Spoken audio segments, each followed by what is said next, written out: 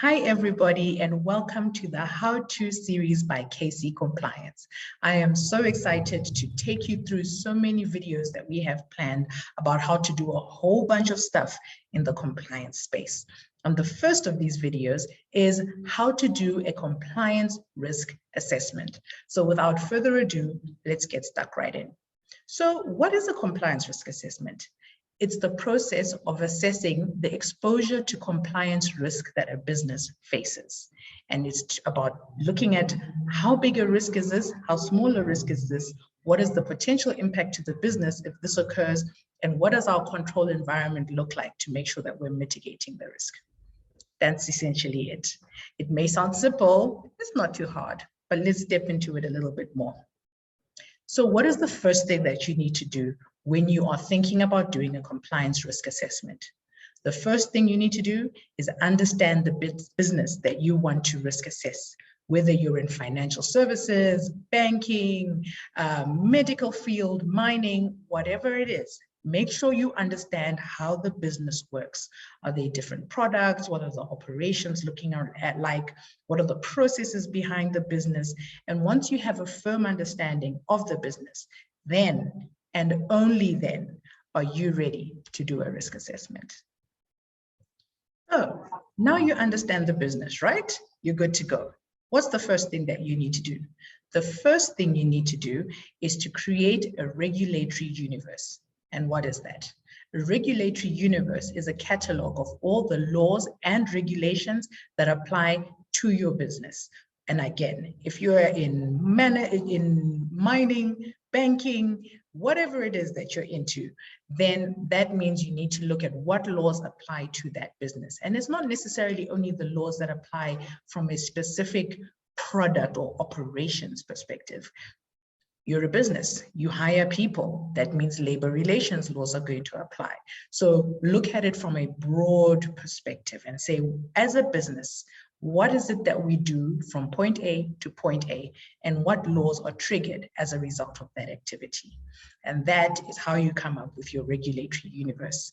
So depending on the size of your business, whether it's a local business, a multinational business with a global footprint, it means that you're looking at all those laws and all those regulations and cataloging them. So you can understand why, if you're looking at a multinational organization, they have teams of compliance people that work together to get this done, because it's a mammoth task. And the important thing you need to remember about a regulatory universe is that it's a living document. It's not a one and done situation. If a law changes, if a new law comes into place, if a law is repealed, you need to go back into your regulatory universe and make sure that you're updating that, so that at any point in time, you have a full view of the laws that are applying to your business right there and then. I hope that makes sense. That's what a regulatory universe looks like. A full catalog or register, whichever word you prefer to use, of all the laws that apply to your business. Okay, now that you have a full picture of the laws and regulations that apply to your business, what's the next step? What you've created is a catalog. That's not a risk assessment. Now you need to go law by law, provision by provision, and assess what is the impact of this requirement were it to be breached. And then what is the likelihood of this breach occurring? When we're looking at likelihood and probability, you're going to have a rating system, high, medium, or low. When we're talking about impact, it's about consequence. What is the consequence to the business if this event was to take place? Is the consequence a high impact consequence? For example, you could use your license and not be able to do business anymore, or senior management in the organization is going to be fined or sent to jail, or something like that? Or is it a low impact situation that's going to occur? A slap on the wrist, a tiny little fine, whatever the case may be. That's an assessment. And typically the consequences of a breach are contained in the very law that you've just cataloged. So you'll see in various, they'll say enforcement actions, if this happens, this happens. So you'll be able to draw from that. And you can also take examples in media, things that you've seen happening in your industry where there's been a massive breach, this is the consequence that your competitor faced. And that's how you can go about assessing the consequence impact of a breach of a particular requirement. When we're talking about likelihood, we're talking about when we look at our business and the controls that have been put in place, what is the likelihood that this event is going to take place? Are the controls strong enough, sufficient enough, adequate enough to really mitigate the risk of that event happening? Or do we have weak or no controls at all in place, which means at any time, at any minute, this can happen. So again, is it a high likelihood, a medium likelihood, or a low likelihood? Once you have assessed the likelihood and the impact of an event, there's some maths involved, there's formulas there. It's going to calculate for you ultimately what your overall risk assessment or risk of that particular requirement looks like for your business. Then you're going to look at your controls and say, these are the controls that I have in place, and I'm going to rate those as well. And we're no longer looking at high, medium, low rating. We're talking about sufficient, insufficient, effective, highly effective. How are you rating your controls? And remember, when we started this conversation, I was talking about how it's a collaborative effort with the business. So this is where you need to actually sit down and have a conversation with the business to understand what controls are in place. How are they working? Is there room for improvement? Are these controls actually being implemented, or it's just something written down on a piece of paper that no one actually does? So it's about the effectiveness of the controls that are in place. And then once you've looked at your likelihood of an event occurring, the consequences of the event of control occurring, and the control environment that has been created to mitigate that risk, at the end of that, your assessment, your final assessment is the residual risk.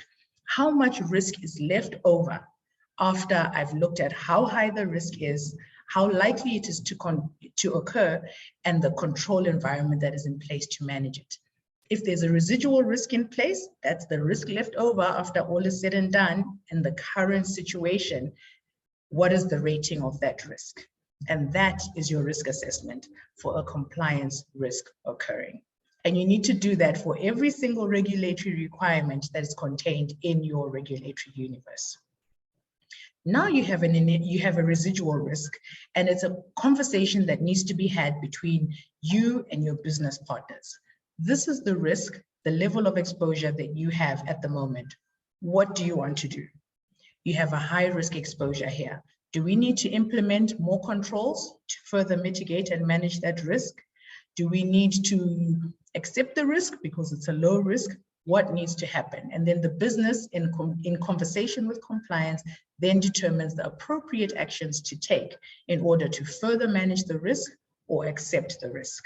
Remember, compliance is not dictating to the business. We're in conversation and advising them that you have a high risk of exposure here and you need more controls. Or it's a low risk of exposure, more controls don't really make sense in this instance. I think we can accept the risk.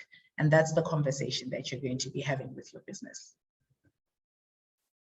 When you're engaging with the business, a very nice way that you can represent your risk assessment is using a risk matrix.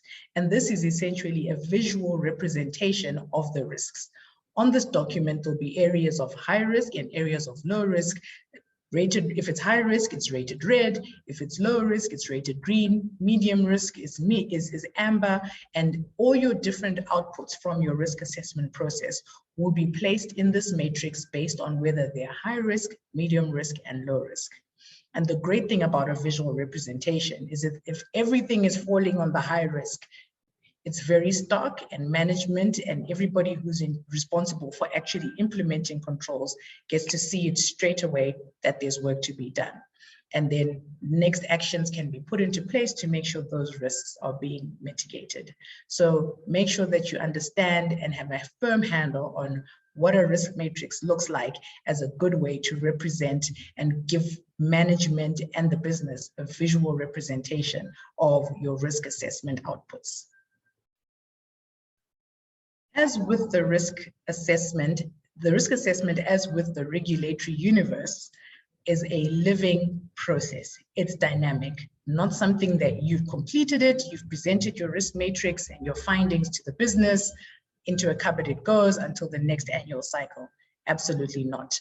The environment is moving and changing all the time. So sometimes risks that were low risk at some point, something happens in the environment that makes it a high risk item. Something that was high risk, maybe from a regulatory perspective, things happen that maybe move it down to something that's a medium risk. So things are always changing, which is why it's important for you to be very cognizant of regulatory changes and market, business, environmental changes that can impact your assessment of a risk, and make sure that if anything arises that results in a risk needing to be updated, upgraded, downgraded, whatever the case it may be, that you are ready to do so. And if something is suddenly high risk, you're able to notify your business and make sure that the controls that are in place are also updated to manage that risk. I hope this video has provided you with some clarity around the risk assessment process. It's such an exciting and dynamic thing to be a part of and to see the process from end to end. So if you have an opportunity to be part of the process of putting together a regulatory universe and conducting a risk assessment, I highly recommend that it's something that you get involved in. Okay, guys, that is today's how-to video. I hope you got a lot more clarity around how to complete a risk assessment. If you haven't, if you have more questions, if you have a need to just understand it a lot more in depth, I highly recommend the compliance practices workshop that we offer at KC Compliance, because that is a half-day workshop where I take you through the compliance risk assessment process in much more detail, much more slowly. You get to practice and put together a regulatory universe and complete a risk assessment process, so it firms it a lot more in your mind. So be sure to sign up for the next workshop that we'll be hosting if you want to get a firm handle on the compliance risk assessment process. But until then, thanks for watching my video. Make sure you subscribe to the channel, click like, share it with a friend who you think could benefit from this information, and keep your eye on my channel. There'll be a lot more how-to videos to follow. Bye.